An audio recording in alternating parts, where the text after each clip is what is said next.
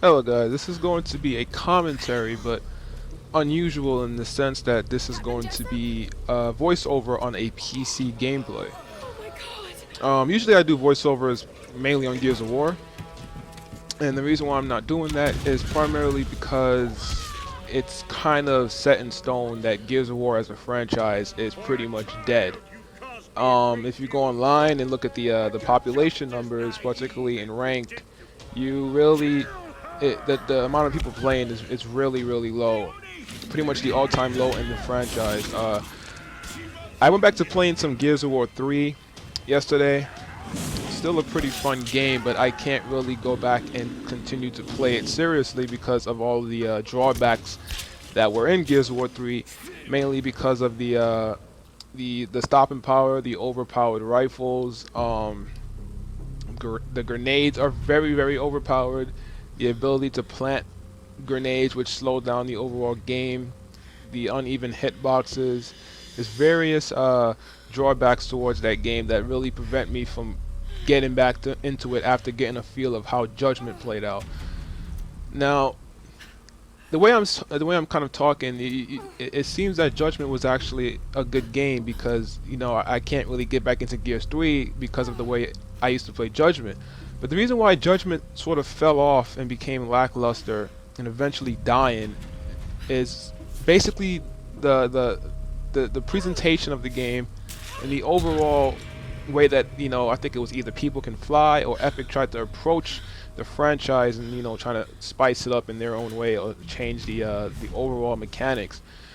So the main drawback in Judgment were essentially the maps, and in a shooting game, especially a shooting game that revolves around online play more than it does single player characteristics, the map design was very poor for playlists and game types such as execution and team deathmatch.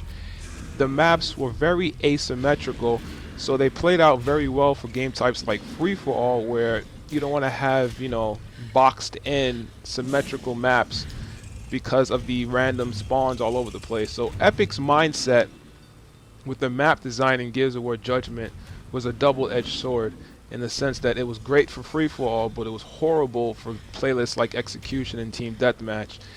And basically this resulted in a very uneven sense of play when the power weapon, some team would get a certain power weapon before another team, while the other team would get a certain power weapon before the other team. It wasn't pretty much the traditional style of Gears of War where each team can approach the battlefield evenly and fight and contest a specific power weapon on the map. And this really shot the competitive aspect right in the head for Gears of War Judgment, and really created a sense of it was a sense of inconsistency and randomness to the overall feel of Judgment. In terms of free for all, I still enjoy the game mainly just to play free for all because it's just really fun, just to run around the map and just kill as much people as you can. Everyone is by themselves, just kill anything that moves. I really like that mindset, and that's pretty much how as a player I like to function. But competitively, Gears of War was mainly based off of execution and objective style playlists such as King of the Hill and Domination, those types of controlling a certain area of the map and acting as a team. And that it doesn't really play out that well with these asymmetrical maps. Another thing that kind of ruined Gears of War Judgment is essentially the lack of content. And with being that there wasn't that many maps, not really that many maps, the maps weren't fit for the play style of Gears of War. There weren't that many maps to add to it, so you really felt a sense of dullness and you got bored of the game relatively quickly because you pretty much cycled through the maps at a very rapid rate.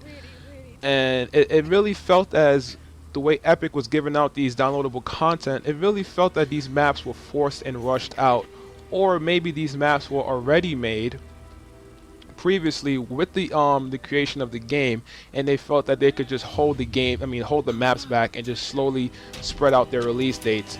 But it really didn't feel like an overall package, maybe like the way Gears of War 3's Season Pass felt. Judgment just felt completely rushed, as if they were just trying to, you know, make a quick buck here and there, and it really, really like shot the franchise right in the head, and it just made this franchise lackluster in the long run.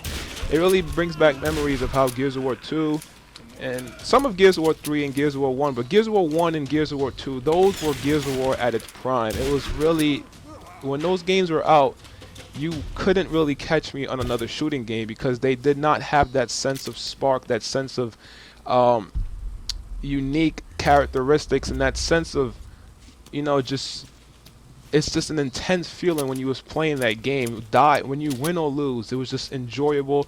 There was so many times where I just caught myself not going to sleep when I was going to go to sleep because I just didn't want to get off. The game was so enjoyable.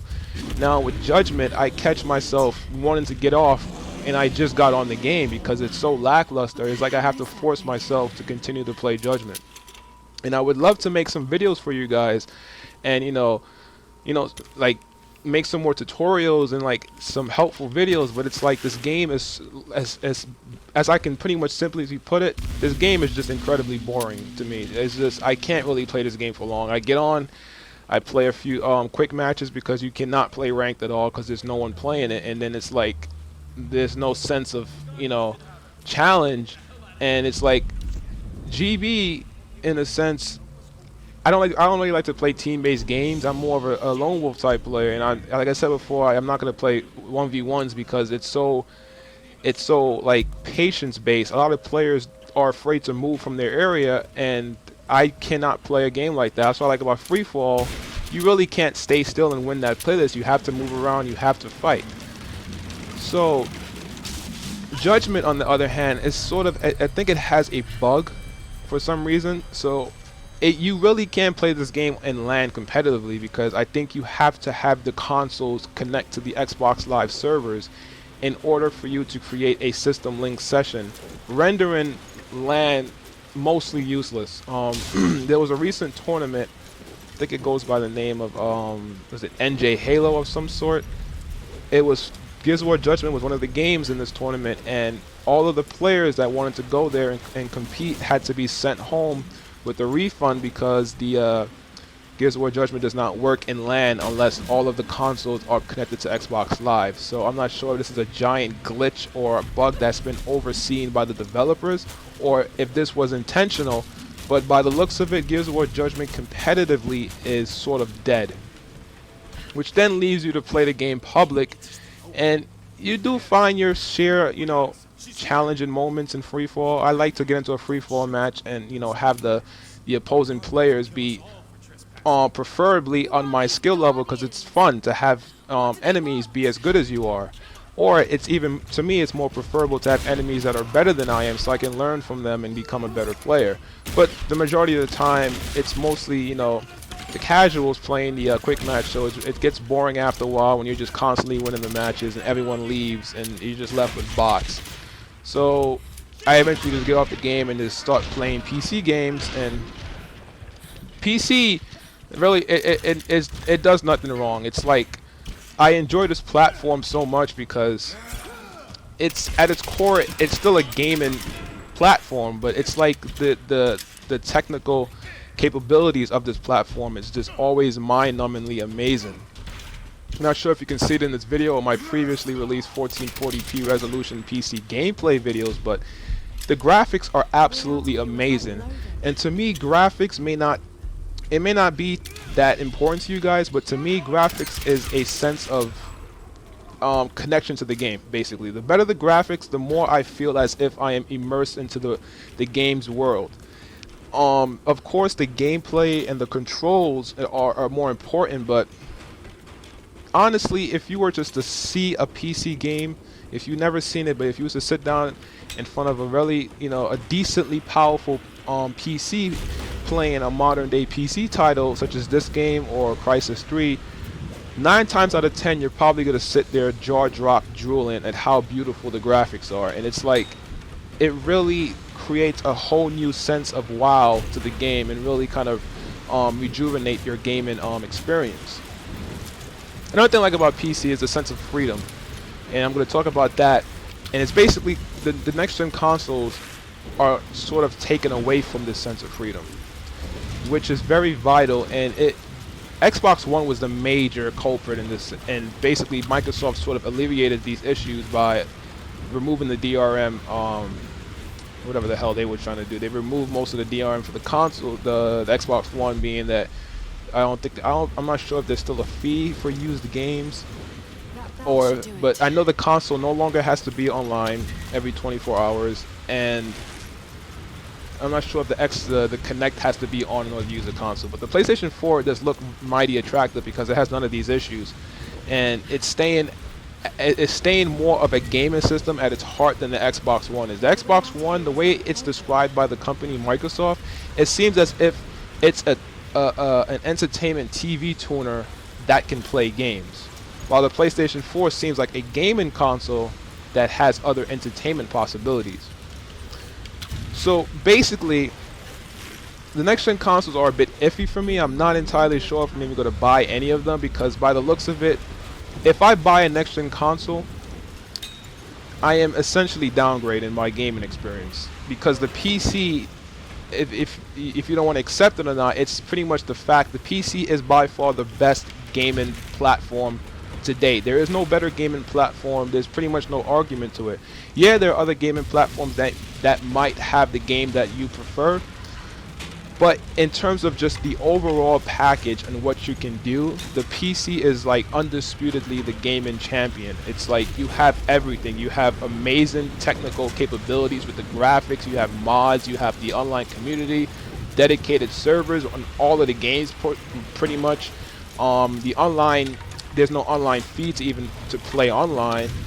You have Steam with these epic summer deals and even daily deals that are not, season based. It's just a plethora of a list as to why the PC really makes a console a second choice if you really sit down and analyze. Yes, the PC is more expensive up front, and I do agree with that, but when you think about it, when you're building a gaming PC, you're not building a gaming system. You're building a PC, hence the word gaming PC. So just like any other PC, you can do so much other tasks with this machine. It's not really limited to just gaming and very simplistic entertainment apps. It's a full-blown PC. You can do your video editing on it, manage all your media. You could do a bunch of content creation. It's just endless possibilities. And being that it's a gaming PC, it's going to be a very powerful PC at that. A console, on the other hand, is a lot cheaper up front. But when you really look at both of them and analyze it, the gaming PC is actually cheaper down the road, while the console is more expensive down the road. Think of it as a refrigerator, and the console being the actual refrigerator. It's pretty cheap, right? When you buy the refrigerators are actually not cheap, but just bear with me. You buy the refrigerator and then you got to keep stocking it with all of these groceries, and it just the cost of the groceries eventually exceeds the refrigerator pretty much rapidly. And that's what the console is essentially. You pay a little for the console, but then you're gonna start paying a lot down the road for the accessories, the games, the online fees, etc., etc. While the PC, the games, the accessories, and the online fees are a lot more cheaper. Say your Xbox 360 controller dies, as opposed to going down to GameStop and spending about 30-40 bucks for a new controller, your PC, you just buy a new mouse and keyboard. Yeah, you can get a cheap mouse and keyboard for about 20 bucks. But yeah, you may want a gaming level mouse and keyboard, then you can splurge for that, which are not really that expensive either on eBay. You can get a good gaming mouse on eBay for about $15. Another aspect which really is a giant money grabber is the fact that consoles have online feeds, particularly the Xbox and Xbox Live, while the PC, you don't have to pay to play online. So pretty much all in all, it's just that the PC just looks like a much more attractive option as opposed to the consoles for my next gen. I'm just going to probably upgrade my desktop a bit more and just call it quits for consoles, because by the looks of it, it's like the console is becoming stagnant in a sense. So, post your thoughts down below in the comments. I'd like to hear your opinion on PC versus console. Please don't have any arguments. And my how do you feel about my opinion on this subject? And what really fueled it is the way my favorite games pretty much went down the drain. You have Halo and Gears of War. Those are my two favorite games, and those were two games pretty much that can only be played on a console. And just to have them both become lackluster and just sort of like, you know, in a sense kind of sell out, it's just, I really don't think I want a console anymore, because there's really no point in playing, you know, the single player games on a console when I could play it on the PC and have a better experience. So thanks for watching this video, guys. Sam? Later. Sam! A fire ritual. Like the mural in Himiko's tomb. Roth, are you there?